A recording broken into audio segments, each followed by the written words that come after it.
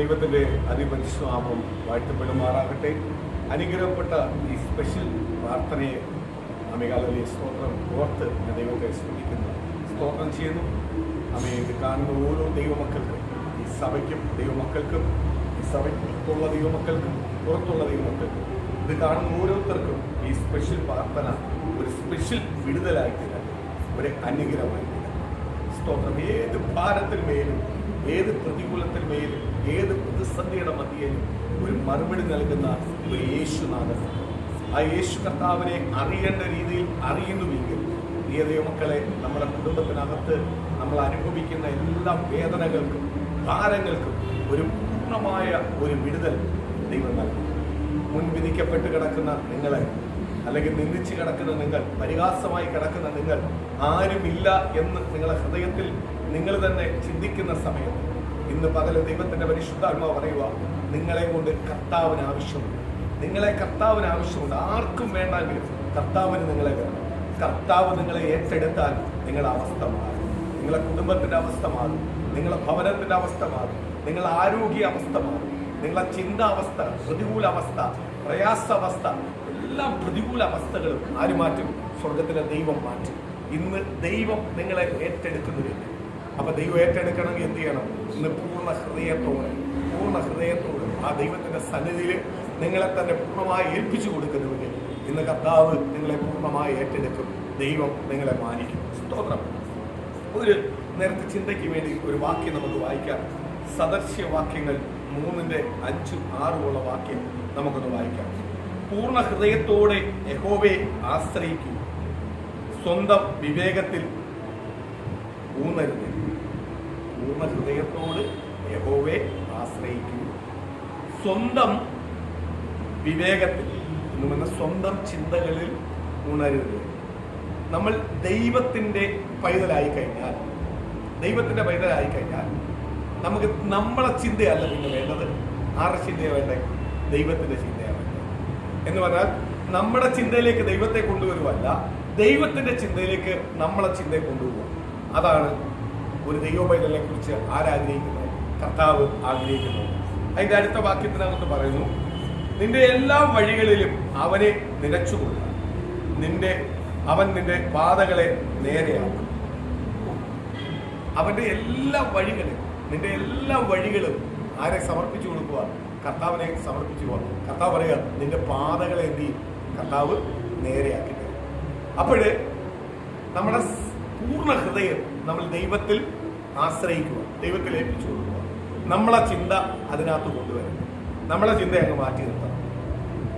അതിനകത്ത് ഏറ്റവും വലിയാത്തൊരു വചനഭാഗത്തിനകത്ത് നമ്മളെ ചിന്തിപ്പിക്കുന്ന ഒരു ഭാഗമുണ്ട്. അപ്പോസ്തലപ്രവൃത്തി 5-ാം അധ്യായത്തിനകത്ത് നമ്മൾ വായിക്കുമ്പോൾ അനനിയാസ് എന്ന് പറയുന്ന ഒരു മനുഷ്യനെ ഇതിനകത്ത് പരിചയപ്പെടുത്തിയിട്ടുണ്ട്. അപ്പൊ അനനിയാസും അവന്റെ ഭാര്യയും, സ്തോത്രം, ആദിമ സഭ, പുതിയ നിയമസഭ ഉണ്ടാകുമ്പോൾ ആ സഭയ്ക്കകത്ത് അംഗമാണ്. ആ പത്രോസ് ശുശ്രൂഷിച്ചുകൊണ്ടിരിക്കുമ്പോൾ, അപ്പോസ്തലന്മാർ ശുശ്രൂഷിച്ചുകൊണ്ടിരിക്കുമ്പോൾ അവിടെ നടക്കുന്ന പരിശുദ്ധാത്മാവിന്റെ വ്യാപാരവും ദൈവത്തിന്റെ അത്ഭുത പ്രവൃത്തികളെ കണ്ടു കഴിഞ്ഞപ്പോൾ ആ സ്തോത്രം ദൈവജനത്തിന്, അവിടെ കടന്നു വരുന്ന ദൈവജനത്തിന് വലിപ്പച്ചെറുപ്പമൊന്നുമില്ല. അവിടെ എല്ലാവരും സമമാണ്. കാര്യം ആർക്കും ഒരു വലിപ്പച്ചെറുപ്പമോ ഒരു ചിന്തകളൊന്നുമില്ല. അവർ പുതിയതായി ജനിച്ചു. ആർക്കായി? പഴയതെല്ലാം വിട്ടു. പഴയ സ്വഭാവങ്ങളെ, പഴയ ജീവിതങ്ങളെ, പഴയ ബന്ധങ്ങളെ, സ്വന്തങ്ങളെല്ലാം വിട്ട് അവർ പുതുതായി ജനിച്ചു. അവർ പുതിയ ചിന്താഗതിയിലേക്കായി. അവരുടെ പുതിയ ചിന്ത എന്ന് പറഞ്ഞാൽ അന്ന് കൂടിയിരിക്കുന്ന ദൈവജനത്തിന്റെ എല്ലാം ഒറ്റ ചിന്തയാണ്. എന്തുവാ? സ്വർഗരാജ്യം അവകാശമാക്കണം, ദൈവത്തോട് അടുക്കണം. സ്വർഗരാജ്യം അവകാശം എന്താണ് ചെയ്യേണ്ടത്? ദൈവത്തോട് എങ്ങനെ അടുക്കേണ്ടത്? അതിനു വേണ്ടിയുള്ള കാര്യങ്ങൾ അവർ ചെയ്യുന്നു. അപ്പൊ അവർക്കുള്ളതെല്ലാം അവരെന്ത് ചെയ്തു? കൊണ്ടുവന്ന് വിറ്റു. ആ 5-ാം അധികാരത്തിനകത്ത് പഠിക്കുന്ന ഒരു ഭാഗമാണ്. വിറ്റു അപ്പോസ്തലന്മാരുടെ കാൽക്ക് കൊണ്ടുവച്ചു. എന്ന് പറഞ്ഞാൽ ഞങ്ങൾക്ക് ഇനി സ്വത്തോ അല്ലെങ്കിൽ സ്തോത്രം, ഇത്രയും കാലം ഞങ്ങൾ സ്വത്തിനു വേണ്ടി ജീവിച്ചു, അല്ലെങ്കിൽ പണത്തിന് വേണ്ടി ജീവിച്ചു. ഇനി ഞങ്ങൾക്ക് പണമൊന്നുമല്ല വേണ്ട, അതിനെല്ലാം മേളിൽ ഒരു വലിയൊരു ദൗത്യം പ്രാപിക്കാനുണ്ട്, വലിയൊരു ഭാഗ്യം പ്രാപിക്കാനുണ്ട്. അതാണ് നിത്യത. അത് പ്രാപിക്കണമെങ്കിൽ യേശുക്രിസ്തുവിനെ പ്രാപിച്ചേ പറ്റത്തുള്ളൂ. അല്ലാതെ ഇന്ന കുടുംബത്തിൽ ഇന്ന ആളുടെ മോനായിട്ട് ജനിച്ചെന്നോ, അല്ലെങ്കിൽ ഇത്രയും സമ്പത്തുണ്ടെന്ന് പറഞ്ഞോ, ഇത്രയും വലിയ ജോലി ഉണ്ടെന്ന് പറഞ്ഞോ ഒന്നും കാര്യമൊന്നുമില്ല. അതിനെല്ലാം അപ്പുറത്തെ ആ നിത്യത, അത് പ്രാപിക്കണമെന്നുള്ള ഒരു വലിയ കാഴ്ചപ്പാടുണ്ടായപ്പോൾ, പരിശുദ്ധാത്മാവെന്ന് പറയുന്ന പ്രവാഹത്താൽ നിറയപ്പെടണമെന്നൊരു കാഴ്ചപ്പാടുണ്ടായപ്പോൾ അവർക്കുള്ളതെല്ലാം അവരെന്ത് ചെയ്തു? കൊടുത്തിട്ട് ആരുടെ കാൽക്ക് കൊണ്ടുവച്ചു? അപ്പോസ്തലന്മാരുടെ കാൽക്ക് കൊണ്ടുവച്ചു. അപ്പോസ്തലന്മാരെന്ത് ചെയ്തു? ഇതെല്ലാം സഭയ്ക്ക് ഒരേ രീതി വീതിച്ചു.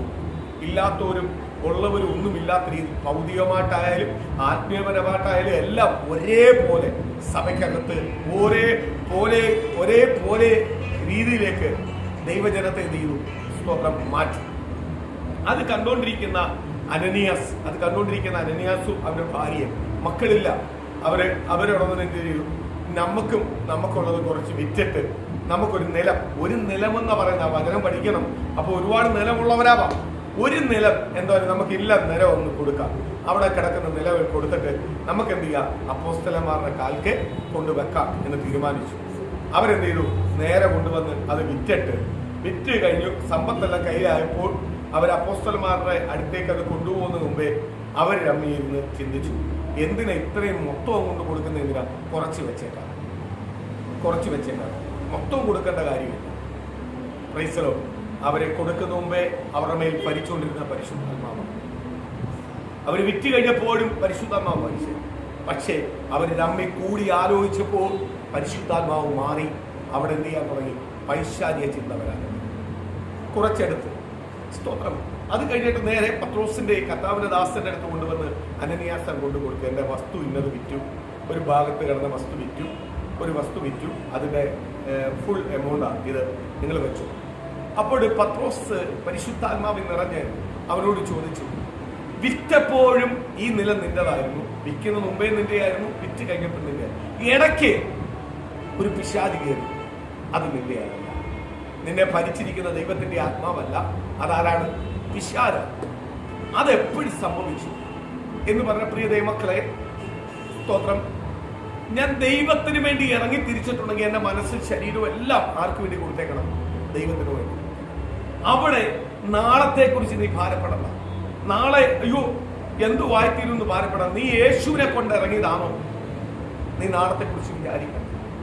നാളെ എന്തോ ആയിത്തീരും, എന്റെ കുടുംബം എന്തോ ആയിത്തീരും, എന്റെ തലമുറ എന്തോ ആയിത്തീരും, എന്റെ ഭവനം എന്തോ ആയിത്തീരും, ഞാൻ എന്തോ ആയിത്തീരുമെന്ന് ഒരിക്കലും നാളത്തെ കുറിച്ച് നീ എന്ത് ചെയ്യണ്ട? വിചാരപ്പെടണ്ട. സ്തോത്രം. നീ പുതിയൊരു സൃഷ്ടിയാ, നീ ക്രിസ്തുവിന്റെയാ, നീ ക്രിസ്തുവിന് വിലപ്പെട്ടവനാ.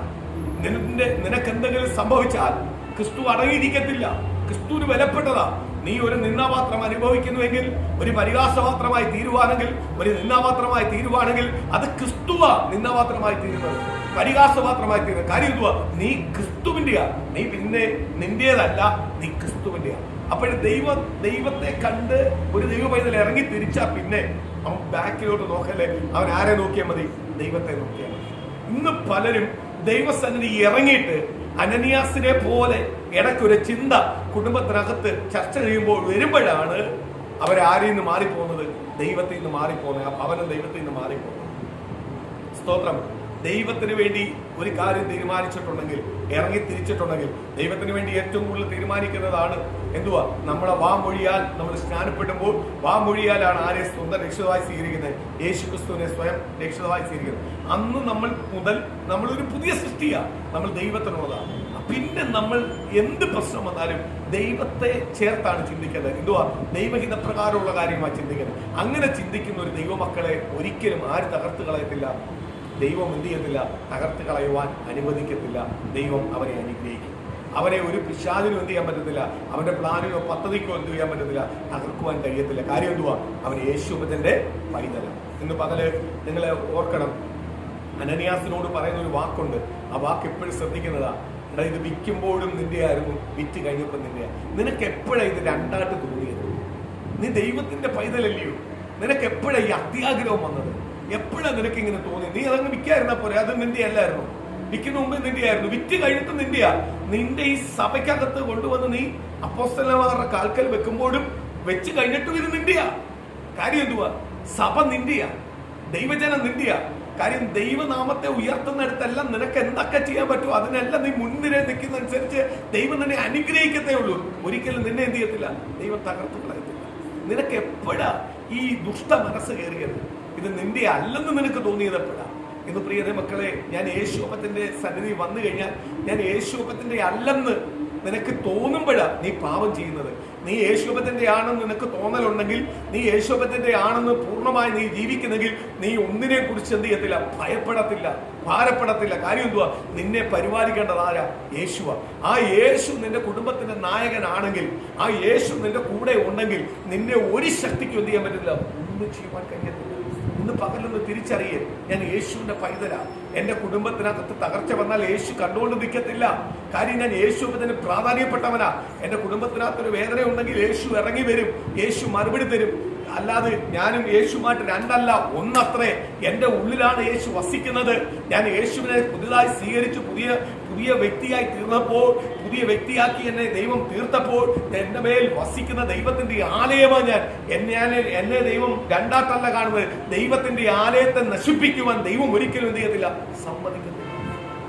ഇന്ന് പ്രിയ മക്കളെ, രോഗത്താൽ ഭാരപ്പെടുന്നവരുണ്ട്. സ്തോത്രം. ഇത് കണ്ടുകൊണ്ടിരിക്കുന്നവർ രോഗത്താൽ ഭാരപ്പെടുന്നവരുണ്ട്. ഇന്ന് നിന്റെ രോഗം നിന്നെ ഒരിക്കലും എന്ത് ചെയ്യത്തില്ല, കീഴ്പ്പെടുത്തത്തില്ല. നീ രോഗത്തെ കീഴ്പ്പെടുത്തും. കാര്യം എന്തുവാ? നിന്റെ മേൽ വസിക്കുന്ന ദൈവത്തിന്റെ ആത്മാവാ. ഇന്ന് നീ പൂർണ്ണമായി വിശ്വസിക്കേ. ഒരു ക്യാൻസറിനും നിന്നെ കീഴ്പ്പെടുത്തുവാൻ കഴിയത്തില്ല. ഒരു ക്യാൻസറിനും നിന്റെ ശരീരത്തെ തകർക്കുവാൻ കഴിയത്തില്ല. ഒരു രോഗത്തിനും, ഒരു മാരാരോഗത്തിനും നിന്നെ കീഴ്പ്പെടുത്തുവാൻ കഴിയത്തില്ല. ഒരു മാരാരോഗത്തിനും നിന്നെ തകർക്കുവാൻ കഴിയത്തില്ല. നിന്റെ കുടുംബത്തെ തകർക്കുവാൻ കഴിയത്തില്ല. നിന്റെ സമ്പത്തിനെ തകർക്കുവാൻ കഴിയത്തില്ല. നിന്റെ കുടുംബത്തിന്റെ ഉയർച്ചയെ തകർക്കുവാൻ കഴിയത്തില്ല. നിന്റെ കുടുംബത്തിന്റെ നന്മകളെ തകർക്കുവാൻ കഴിയത്തില്ല. നിന്റെ കുടുംബത്തിന്റെ സമാധാനത്തെ തകർക്കുവാൻ കഴിയത്തില്ല. എന്തുകൊണ്ട് തകർക്കാൻ കഴിയത്തില്ല? എന്റെ കുടുംബത്തിനകത്ത് വസിക്കുന്നത് യേശുവ.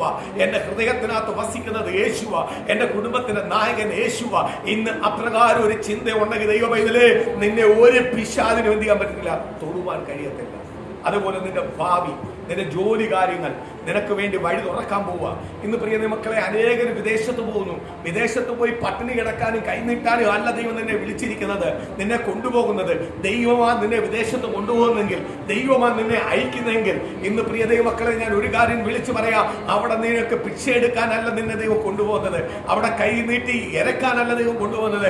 അവിടുത്തെ രാജ്യത്തിന്റെ എല്ലാ നന്മകളും പൂർണ്ണ ഹൃദയത്തോട് അനുഭവിക്കുവാൻ, അത് നിന്റെ സ്വന്തം നാട്ടിലേക്ക് കൊണ്ടുവരുവാൻ ദൈവം നിന്നെ അയച്ചിരിക്കുന്നത്. അത് മനസ്സിലാക്ക്. ദൈവം നിനക്കൊരു ജോലി തരുവാൻ ആഗ്രഹിക്കുന്നെങ്കിൽ ദൈവം നിശ്ചയമായ ജോലി തരും. ദൈവം ജോലി തരുന്ന ആ നന്മ ദൈവസഭയ്ക്കും ദൈവത്തിനും അനുഗ്രഹപ്പെടേണ്ടതാണെങ്കിൽ ദൈവം നിശ്ചയമായി നിനക്ക് ജോലി തരും. അതിനകത്തൊരു തടസ്സമില്ല. ഇന്ന് പൂർണ്ണമായി വിശ്വസിക്ക്. എനിക്കൊരു ജോലി എന്റെ ദൈവം തരാൻ പോവുക. എനിക്കൊരു ജോലി തരാൻ പോവുക. എന്റെ ദൈവം എന്നോട് വാഗ്ദത്തം പറഞ്ഞത് ഒരിക്കലും മാറത്തില്ല. ഞാൻ മാറിയാലും എന്റെ കർത്താവ് മാറത്തില്ല. എന്റെ വാഗ്ദത്തത്തിന്മേൽ എന്റെ യേശു എനിക്കൊരു മറുപടി തരാൻ പോവുക. ജോലിയില്ലാതെ ഭാരപ്പെടുന്ന പ്രിയ സഹോദരി സഹോദര, ഇന്ന് നിന്റെ കുടുംബത്തിനകത്ത് ഒരു മാറ്റം സംഭവിക്കാൻ പോവുക. അതുപോലെ സാമ്പത്തികമായി ഭാരപ്പെടുന്ന നിന്റെ കുടുംബത്തിനകത്ത് ഒരു മാറ്റം സംഭവിക്കാൻ പോവുക.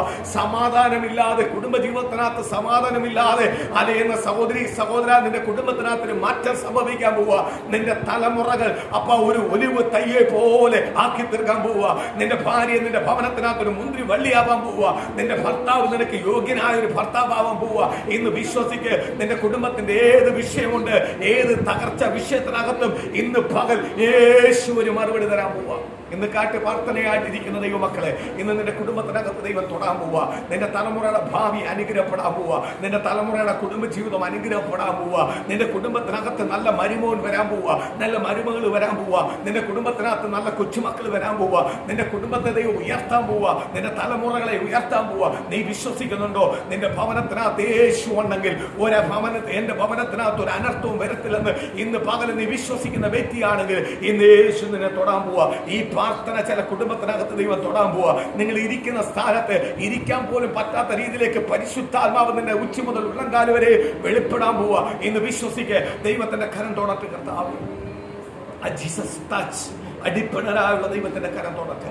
ആ ദൈവത്തിന്റെ കരം തൊടട്ടെ. ഉച്ച മുതൽ ഉള്ളംകാല് വരെ അത് വെളിപ്പെടാട്ടെ. ആ ദൈവത്തിന്റെ മഹത്വം വെളിപ്പെടാട്ടെ. ആ ദൈവത്തിന്റെ കൃപ വെളിപ്പെടാട്ടെ. ഇന്ന് ഏത് വിഷയത്തിലാണ് കണ്ണുനീരൊഴുക്കുന്നത്, ഏത് വിഷയത്തിലാണ് നീ ഒരു അപമാനമായിരിക്കുന്നത്, ഏത് വിഷയത്തിലാണ് മുൻവിധിയായിട്ട് നീ ആ മുൻവിധിയെ ഭയപ്പെട്ടിരിക്കുന്നത്, ഇന്ന് ഭയത്തിൽ നിന്ന് പുറത്തു വരട്ടെ. ആ ഭയത്തിൽ നിന്ന് പുറത്തു വരട്ടെ. ഏത് രോഗത്തിലാണ് നീ കീഴ്പ്പെട്ടിരിക്കുന്നത്, ആ രോഗത്തെ കീഴ്പ്പെടുത്തുന്ന ദൈവത്തിന്റെ ആത്മാവിന്റെ ശക്തി നിന്റെ ഉച്ച മുതൽ ഉള്ളംകാല് വരെ വെളിപ്പെടാട്ടെ. എല്ലാ രോഗബന്ധനങ്ങൾ വഴിയട്ടെ. ഈ ശരീരത്തിന്റെ നാഡി നരമ്പിനകത്ത് ദൈവമേ കർത്താവേ, ഉച്ചയിലുള്ള മുടി മുതൽ കാലിന് നഖം വരെ അപ്പാ ദൈവം എണ്ണപ്പെട്ട ദൈവത്തിന്റെ കൈയാൽ ശിക്ഷിക്കപ്പെട്ടതാ, ദൈവത്താൽ ഉണ്ടാക്കപ്പെട്ടതാ. എങ്കിൽ ഇന്ന് പകല് ആ ദൈവം നിന്നെ തൊടാൻ പോവുക. കേടുപാടായ ശരീരത്തിന്റെ ഭാഗത്തെ ദൈവം തൊടാൻ പോവുക, സൗഖ്യമാക്കാൻ പോവുക. നീ വിശ്വസിക്ക്, ഇന്ന് വിശ്വസിക്ക്. ദൈവശക്തി നിന്റെ കുടുംബത്തിലേക്ക് ഇറങ്ങട്ടെ, നിന്റെ മേൽ വെളിപ്പെടാട്ടെ. ഇന്ന് പകല് അപ്പാ രോഗങ്ങൾ നിന്റെ ശരീരത്തിൽ നിന്ന് മാറട്ടെ. സ്തോത്രം, ആ ദൈവത്തിന്റെ കൃപ നിന്റെ മേൽ തൊടട്ടെ. നിന്റെ തലക്കറക്കം മാറട്ടെ, നിന്റെ ശരീരത്തിന്റെ ബാലൻസ് തെറ്റുന്ന അവസ്ഥകൾ മാറട്ടെ. അപ്പ ഇയർ ബാലൻസിന്റെ തെറ്റ് മാറട്ടെ. ഏത് രോഗമാവട്ടെ, നിന്റെ മുട്ടുവേദന മാറട്ടെ, നിന്റെ ജോയിന്റ് എല്ലാം ഒന്നിക്കട്ടെ, ജോയിന്റിന്റെ ഭാരം മാറട്ടെ, ഡയബറ്റിക് മാറട്ടെ, അപ്പ കൊളസ്ട്രോൾ മാറട്ടെ, രോഗബന്ധനങ്ങൾ അഴിഞ്ഞു മാറട്ടെ, ഹാർട്ടിന്റെ പ്രോബ്ലം യേശുവിന്റെ നാമത്തിൽ മാറട്ടെ.